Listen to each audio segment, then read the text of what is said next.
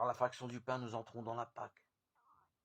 Cette communion est à la fois action de grâce et actualisation du sacrifice du Christ. Elle est la source de la vie de tout chrétien. De cette fraction de pain, nous venons tout naturellement à la communion fraternelle. En obéissant à l'ordre du Christ, faites cela en mémoire de moi. Nous nous inscrivons dans une histoire. Mais comme le peuple juif qui célébrait la sortie d'Égypte par le repas pascal, nous faisons plus qu'une commémoration. Ce jour-là sera pour vous un mémorial.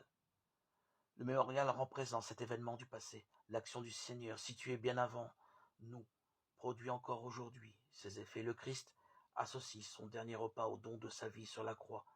En participant à ce repas, nous prenons part à la vie du Christ, centré sur le service du frère, que le geste du lavement des pieds signifie.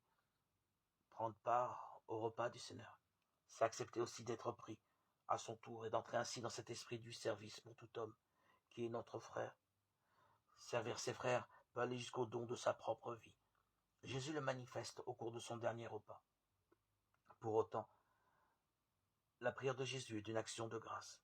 Il dit la bénédiction sur le pain et sur le vin, symbole de tous les dons du Père, dons qu'il reconnaît d'abord dans les disciples qui lui ont été confiés. Même s'il doit connaître l'amère expérience de la mort, le Fils rend grâce à son Père, qui ne peut abandonner son serviteur dans l'épreuve et la souffrance. Rendons grâce au Seigneur pour tous ses dons. Gardons notre confiance en Dieu, qui soutient tous ses serviteurs. Restons-lui fidèles. Que notre première mission soit de servir nos frères à l'image du Christ Sauveur.